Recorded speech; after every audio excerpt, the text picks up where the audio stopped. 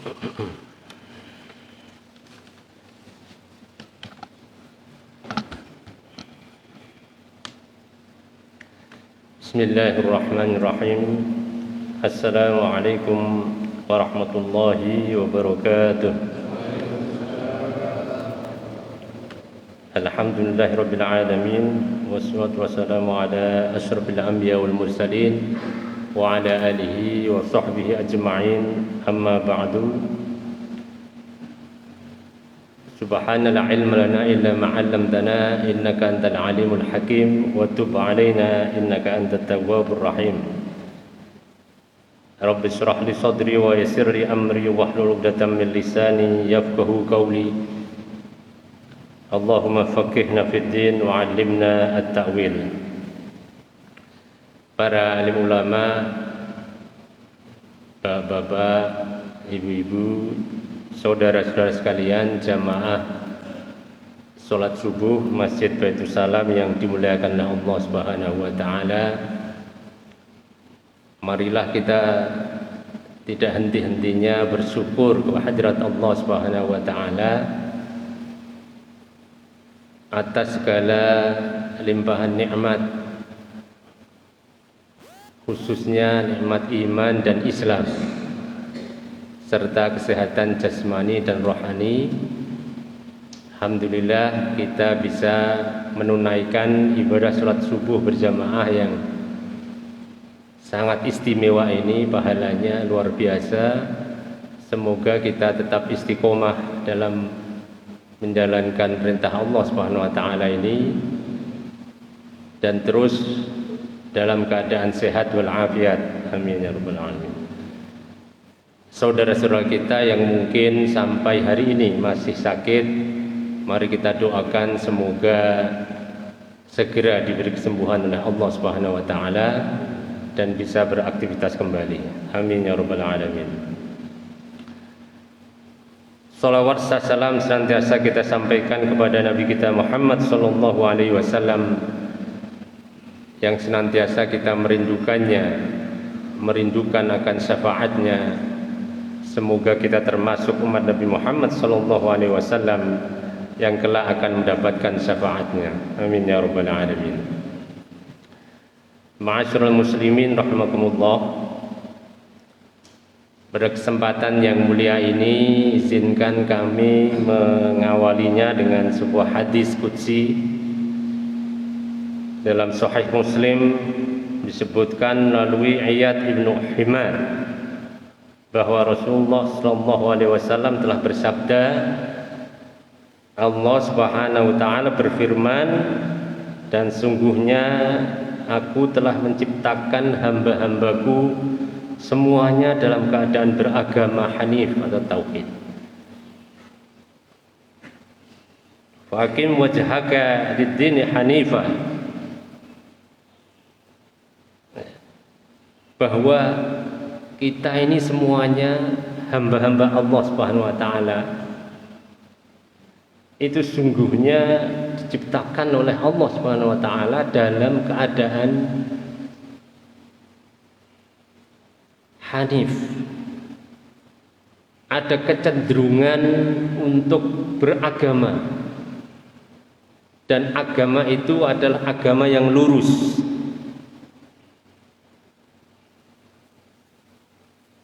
Kemudian diperkuat lagi dengan transaksi teologis antara kita dengan Allah Subhanahu wa taala, sebagaimana dalam firman Allah dalam surat Al-A'raf ayat 172, alastu birabbikum qalu bala. Jadi kita ini semuanya telah mengalami transaksi teologis dengan Allah Subhanahu wa taala, bahwa tidak ada Tuhan selain Allah Subhanahu wa taala dan Nabi Muhammad sebagai utusannya. Hanya saja ketika kemudian kita lahir,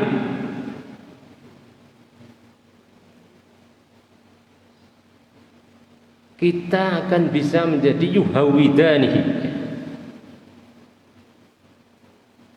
diasuh dengan orang tua yang Yahudi maka yuhawidani. Kalau diasuh oleh orang-orang Nasrani maka yunassirani. Bisa juga yumajjisani.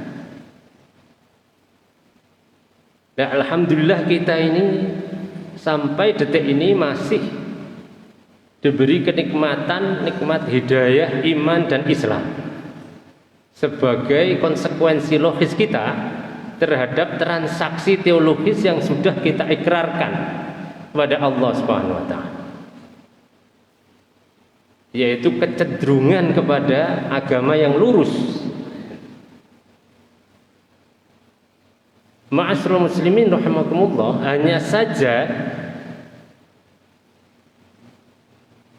Allah Subhanahu wa taala juga menciptakan makhluk lain selain manusia dan malaikat, yaitu iblis, jin dan juga setan. Nah, mereka inilah yang akan membelokkan agama lurus yang sudah kita ikrarkan tadi. Sesuai dengan janji mereka ini. Karena kesombongan yang telah mereka lakukan membuat Allah SWT begitu murkanya, akhirnya memberikan sanksi yang abadi. Tapi dalam surat Al-A'raf ayat 14 mereka minta untuk ditunda, menawar kepada Allah SWT, qala anzirni ila yaumi yub'atsun,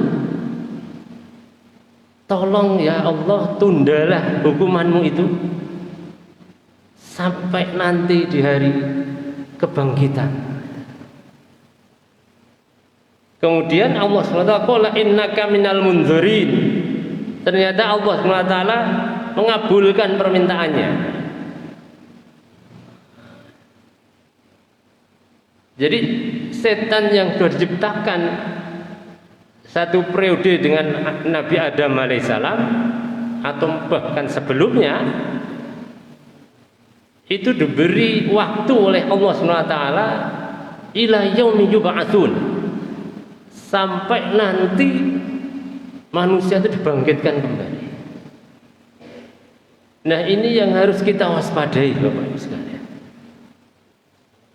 Lantas apa yang akan mereka kerjakan?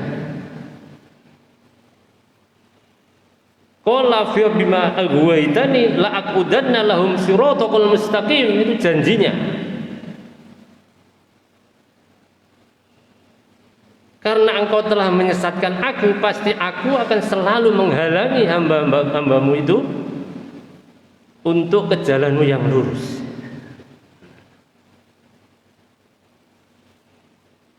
Jadi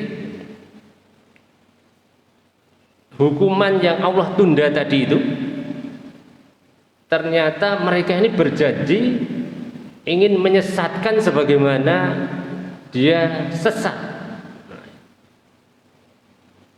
Dan ini rentang waktunya lama sekali. Bahkan suatu ketika berdialog dengan Nabi Nuh, Nuh, aku akan binasakan manusia dengan dua hal, yaitu rasa ketamakan diri, kemudian yang kedua rasa hasad atau iri dengki. Betul.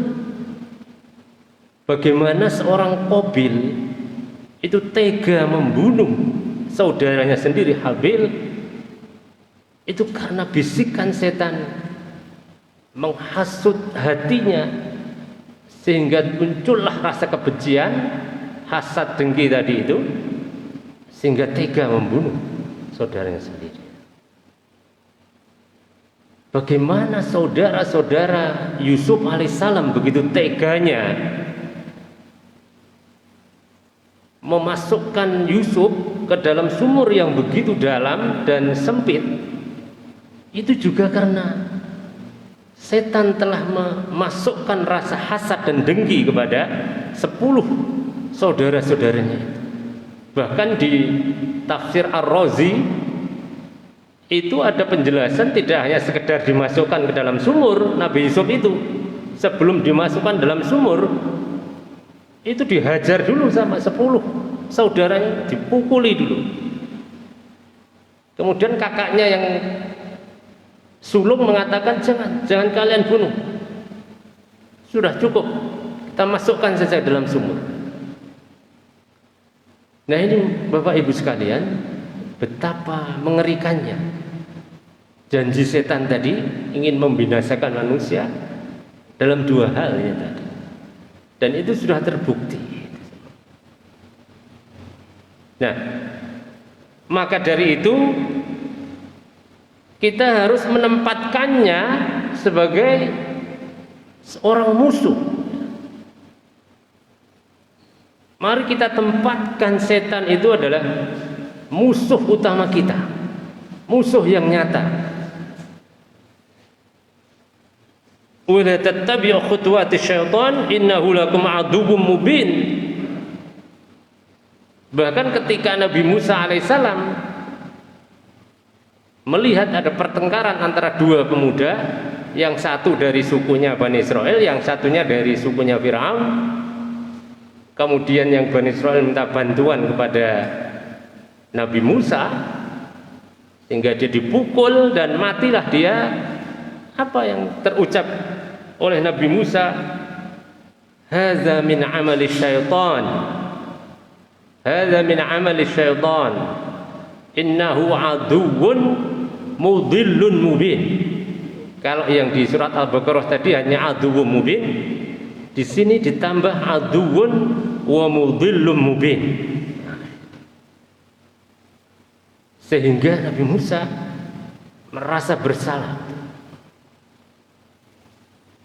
Jadi itulah upaya-upaya yang dilakukan oleh setan. Maka jangan sekali-kali kita mengikuti irama khutuwati syaitan. Jadi setan itu tidak menjerumuskan kita, langsung menjerumuskan begitu saja, tidak, tapi melalui tahapan-tahapan yang bahkan kita menganggapnya tahapan itu adalah tahapan yang baik menurut kita, tapi justru tahapan itulah yang akan menjerumuskan kita ke dalam jurang yang begitu dalam. Itulah langkah-langkah setan. Maka jangan sampai kita terjebak oleh langkah-langkah itu. Seperti contohnya, kita sudah sangat familiar dengan sebuah kisah bagaimana seorang ahli ibadah, sudah bertahun-tahun dia sebagai ahli ibadah, dititipi adik perempuan 3 perwira yang akan berperang. Karena dia percaya, saya titipkan adik saya. Baik. Awalnya dia tidur di bawah, yang adik perempuannya tadi, yang ahli ibadah itu tidur di atas. Tapi apa? Intervensi setan itu ada di mana? Dia dengan begitu halusnya membisikkan kepada sang ahli ibadah tadi itu, kamu ini gimana? Tuan rumah kok tidak beradab? Masa tamu ditinggal begitu saja? Ngasih makanan tinggal ke atas lagi. Mana penghormatanmu kepada seorang tamu? Akhirnya turun. Sambil memberikan makanan, di hari berikutnya ngobrol. Begitu terus langkah demi langkah setan berhasil, hingga akhirnya dia terjebak pada sebuah perbuatan, yaitu perbuatan zina. Begitu perbuatan zina itu berulang terjadi, sang perempuan tadi akhirnya hamil. Dan ahli ibadah ini tadi sudah mulai tidak tenang. sudah tidak tenang, takut, khawatir nanti kalau ketahuan kakak-kakaknya pasti akan dibunuh. Apa bisikan berikutnya? Tidak usah khawatir, bunuh saja dia, selesai, bunuh, kubur dia. Akhirnya betul dibunuh dan dikubur di situ. Dengan harapan tidak ketahuan sama kakak-kakaknya. Tapi akhirnya pun juga kakaknya mengetahui. Mari kita perhatikan bagaimana khutuwat syaitan itu mengarahkan orang kepada ya'murukum bis-su'i wal fahsya. Itu secara bertahap, tidak langsung dijerumuskan ke jurang, tidak. Tapi dibisikin pelan-pelan. Menghormati tamu itu kan baik ya. Tapi kemudian dia terjebak dengan bisikan-bisikan setan.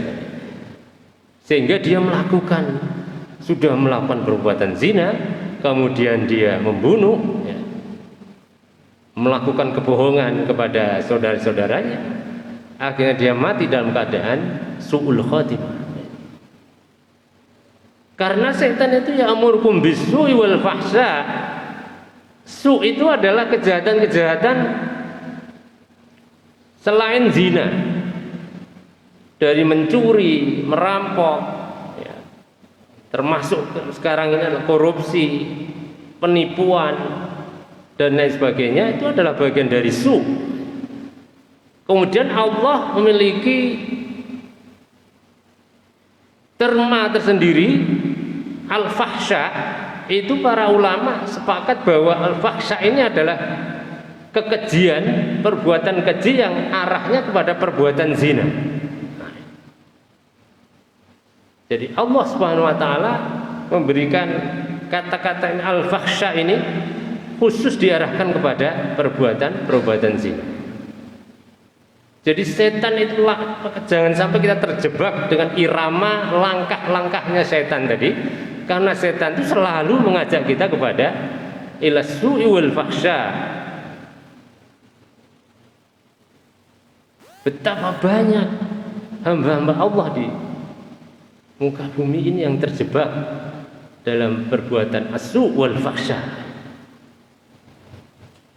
Begitu juga dengan selain itu apa? Antakulu 'alallahi ma la ta'lamun. Setan juga mengarahkan kepada suatu perkataan yang Allah tidak mengatakannya. Mungkin Bapak Ibu sekalian masih ingat kasus 2003 yang lalu ya. Kita pernah digegerkan sama seseorang yang mengeluarkan fatwa bahwa sholat itu boleh menggunakan bahasa Indonesia atau bahasa Jawa. Yang penting dia paham apa yang dia ucapkan. Itu geger sampai akhirnya masuk ke pengadilan karena masuk dalam kategori penistaan agama. Ketika ditanya apa dalilnya, ternyata dia pakai dalil An-Nisa ayat 43. Dia tidak paham. Ya ayyuhalladzina amanu la taqrabus shalah wa antum sukara hatta ta'lamu ma taqulun. Itu dijadikan dalil. Wahai orang-orang yang beriman, janganlah engkau sholat dalam keadaan mabuk kecuali kamu paham apa yang kamu ucapkan. Ini dijadikan dalil sama orang ini untuk mengeluarkan fatwa bahwa sholat itu boleh pakai bahasa Indonesia dan bahasa selain bahasa Indonesia. Saya tidak bisa membayangkan bagaimana kita sholat pakai bahasa Indonesia atau bahasa Jawa ini. Berapa menit kita akan sholat? Karena dia tidak paham. Padahal ayat ini turun itu karena waktu itu Ali bin Abi Thalib dan sahabat-sahabatnya diundang Abdurrahman bin Auf makan-makan. Minumannya itu minuman arak karena belum diharamkan waktu itu. Begitu waktu sholat tiba, Ali bin Abi Thalib mengimami, baca surat Al-Kafirun salah, dengan kesalahan yang sangat fatal, yang seharusnya qul ya ayyuhal kafirun la a'budu ma ta'budun, la-nya itu tidak dibaca karena di bawah pengaruh minuman arak tadi. Akhirnya turunlah ayat ini, ya alladzina amanu la taqrabus shalah wa antum sukara hatta ta'lamu ma taqulun. Nah, inilah Bapak Ibu sekalian, bahwa jangan mengikuti langkah-langkah setan. Karena selain dia mengajak kepada keburukan, su' wal fahsya, juga sering mengatakan sesuatu yang Allah tidak katakan, mengharamkan sesuatu yang halal, menghalalkan sesuatu yang haram. Itu kita harus berhati-hati. Ma'asyiral muslimin rahimakumullah. Kemudian juga di surat An-Nur ayat 21, ya ayyuhallazina amanu la tattabi'u khutuwati syaitan wa may yattabi' khutuwati syaitan fa innahu ya'muru al-fahsya wal munkar. Hanya saja di ayat ini, walau la fadlullahi 'alaikum wa rahmatuhu ma zaka minhum min ahadin abadan. Kalau bukan karena rahmat dari Allah Subhanahu wa taala, maka kita tidak akan terbebas dari su'i wal fahsya wal munkar.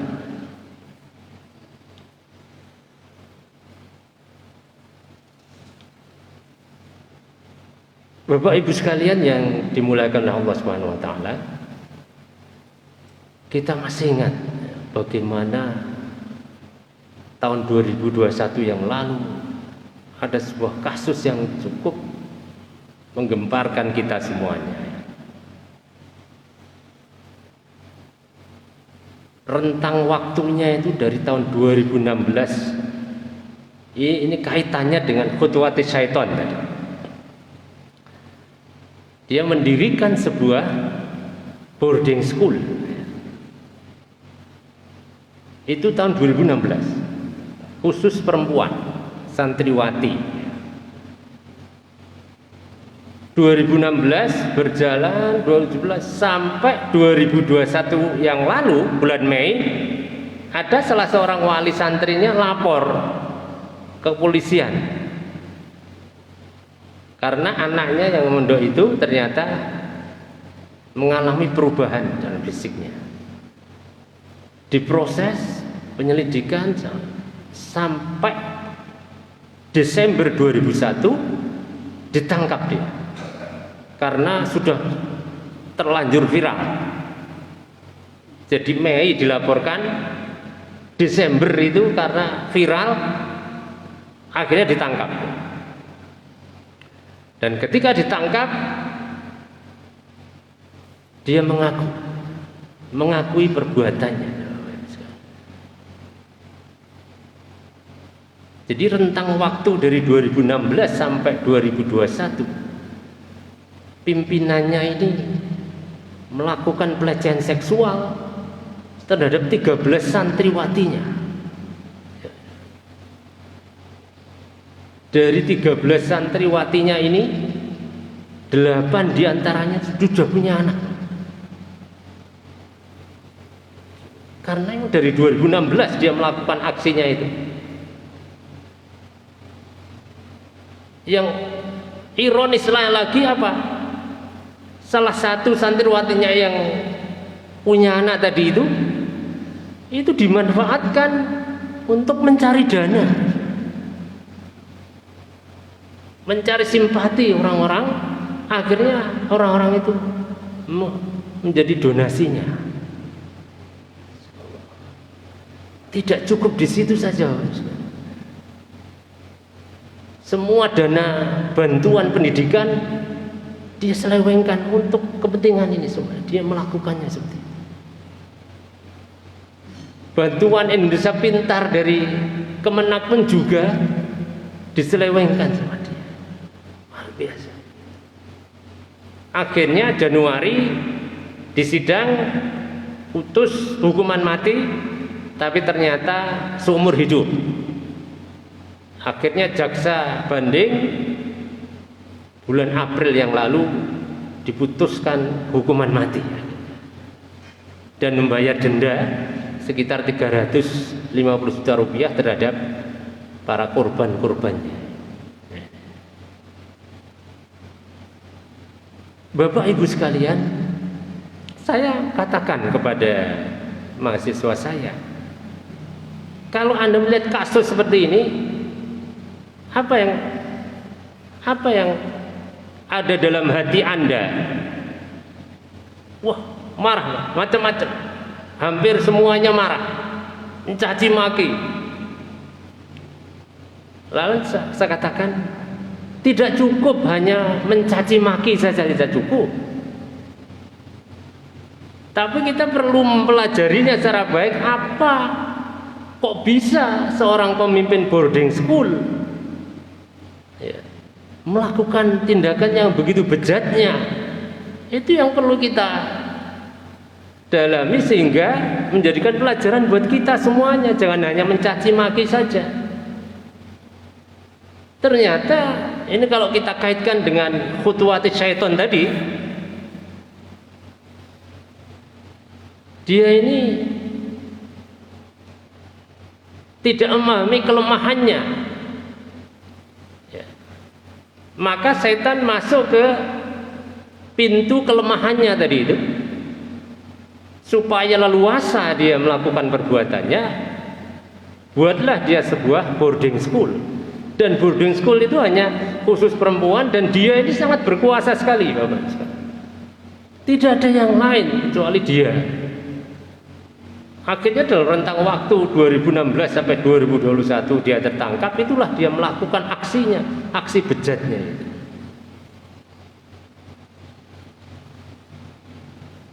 Jadi seperti yang tadi itu, ahli ibadah tadi kan dibisiki, maksudnya kan baik, ikramud dhaif itu kan baik, tapi terus akhirnya dia terjebak ya, sehingga melakukan perbuatan zina. Begitu juga dengan orang Yahweh ini, dia mendirikan pondok boarding school khusus perempuan untuk bisa melakukan aksinya. Nah, Bapak Ibu sekalian yang dimuliakan Allah SWT, apa yang harus kita lakukan untuk mewaspadai intervensi setan terhadap perilaku kita ini? Yang pertama, kita harus paham betul kelemahan kita itu apa. Karena Allah SWT berfirman, wa khuliqal insanu dha'ifa. Kita ini punya kelemahan. Kelemahan kita itu ada di mana? Kalau kelemahan kita pada uang, maka kalau ditunjuk jadi bendahara jangan mau. Mungkin enggak. Karena nanti setan akan masuk dari pintu itu. Begitu juga dengan jabatan. Kalau memang tidak ada, jangan. Atau dengan perempuan, begitu juga sebaliknya, atau laki-laki dengan perempuan. Kita harus paham betul kelemahan kita ada di mana, supaya kita terus terkontrol. Kemudian yang berikutnya, jangan sampai kita lengah, jangan sampai kita berpaling dari Allah Subhanahu wa taala. Wa may ya'shu an dzikrir rahman nuqayyid lahu syaitanan wa huwa lahu qarin. Ketika kita ini lengah, berpaling dari Al-Qur'an, Ar-Rahman di sini Al-Qur'an itu adalah Allah Subhanahu wa taala, petunjuk dari Allah Subhanahu wa taala, maka Allah akan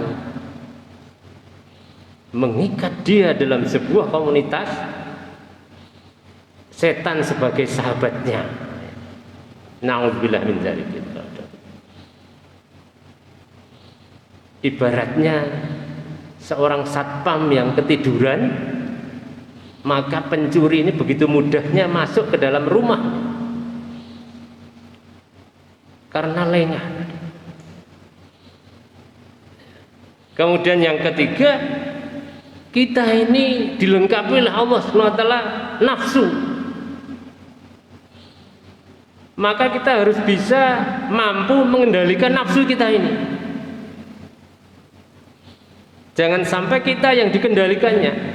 Karena di dalam surat Al-Imran ayat 14 itu kita ini dilingkupi hubbus syahwat minan nisa wal banin wal qanatir al muqantarah. Jadi antara laki-laki itu hubbus syahwat kepada perempuan, sebaliknya perempuan juga kepada laki-laki. Kemudian berbangga-bangga dengan anak keturunannya dan menyukai hubbus syahwat terhadap al-qanatir al-muqantarah. Kalau kita tidak bisa mengendalikan hawa nafsu kita, maka kita akan dikendalikan oleh hal-hal yang disebutkan oleh Allah dalam surat Al-Imran ayat 14 ini. Kemudian yang berikutnya, kita harus hati-hati karena setan itu juga ada yang berbentuk manusia, minal jinnati wan nas.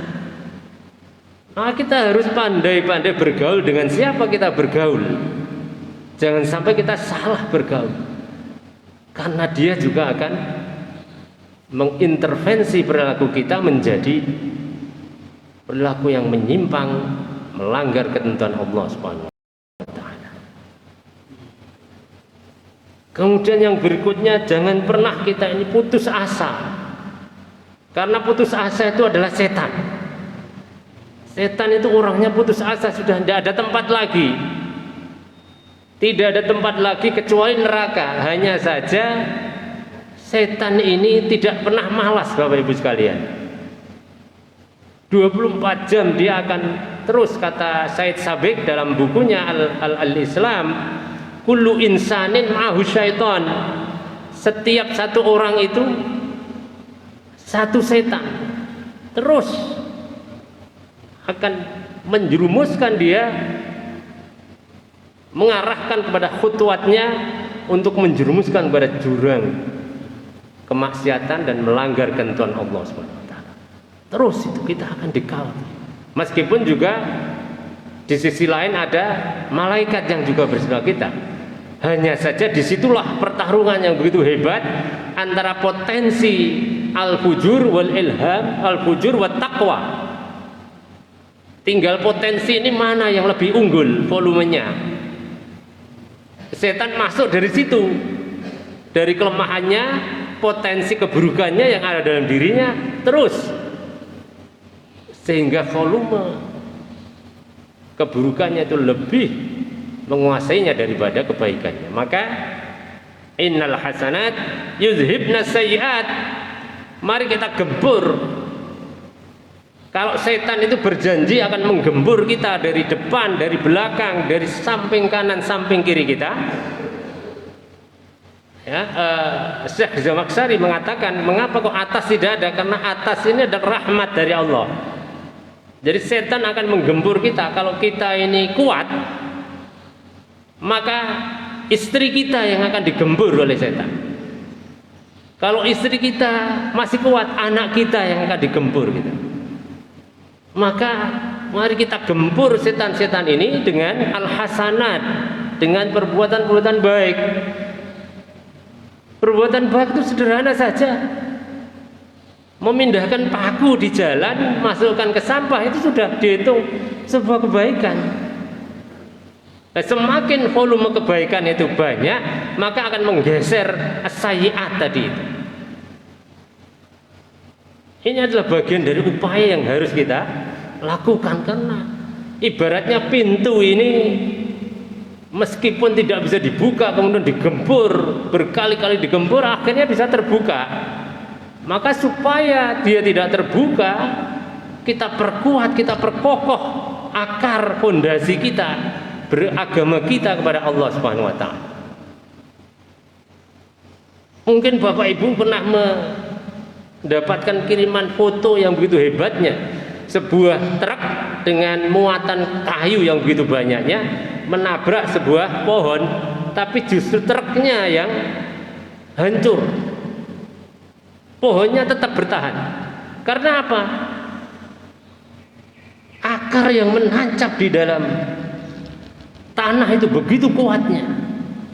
Seperti itulah mari kita tancapkan pondasi keimanan kita kepada Allah SWT untuk menggembur kanan, kiri, depan dan belakang kita oleh setan dan sekutunya. Wa imma yanzaghannaka minasyaiton nazghun fasta'iz billah innahu sami'un alim. Jadi kita ini terkadang tidak menyadari bisikan-bisikan itu terus sampai ke hati kita. Mari kita gembur dengan fasta'iz billah a'udzubillahi minasyaitonir rajim. Mari kita ucapkan itu. Segera innal ladzina taqaw idza massahum ta'ifun minasyaiton tadzakkaru fa idza hum mubsirun. Jadi ketika bisikan-bisikan buruk itu datang, segera kita konekkan. Kita konekkan kepada Allah Subhanahu wa taala supaya kita kembali kepada potensi ketakwaan kita. Jangan biarkan potensi keburukan kita ini terus menguasai kita sehingga kita terjebak pada khutuwatis syaitan. Ma'asyiral muslimin rahimakumullah, Bapak Ibu yang kami muliakan, itu yang bisa kami sampaikan. Terus kita waspada, kita selamatkan diri kita, istri kita, anak-anak kita dari intervensi setan. Ini masalahnya tidak nampak. Kalau nampak itu bisa kita hadapi, kita lawan dia. Tapi ini tidak nampak.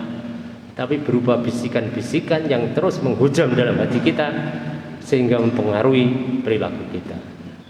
Mudah-mudahan Allah Subhanahu wa taala senantiasa menjaga kita semuanya, menjaga keluarga kita, menjaga masyarakat kita, menjaga Indonesia dari segala perbuatan-perbuatan yang melanggar ketentuan Allah Subhanahu wa taala. Amin. Allahumma anfa'na ma 'allamtana wa 'allimna ma yanfa'una warzuqna uluman tanfa'una. Allahumma inna na'udzubika min 'ilmin la yanfa' min qalbin la yakhsha wa min nafsin la tashba' wa min da'watin la yustajabu laha. Aqulu qawli hadza wa astaghfirullaha li wa lakum wallahu muwaffiq ila aqwamit thoriq. Assalamualaikum warahmatullahi wabarakatuh.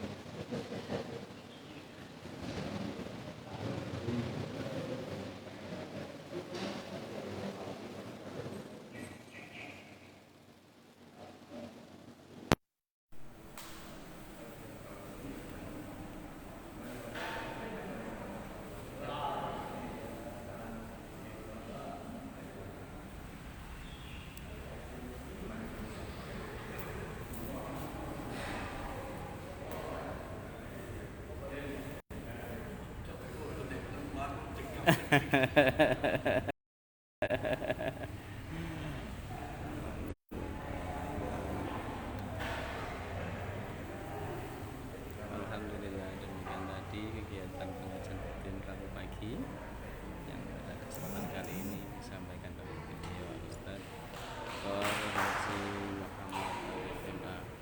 Sampai berjumpa dengan pengajian Rabu depan. Assalamualaikum warahmatullahi wabarakatuh.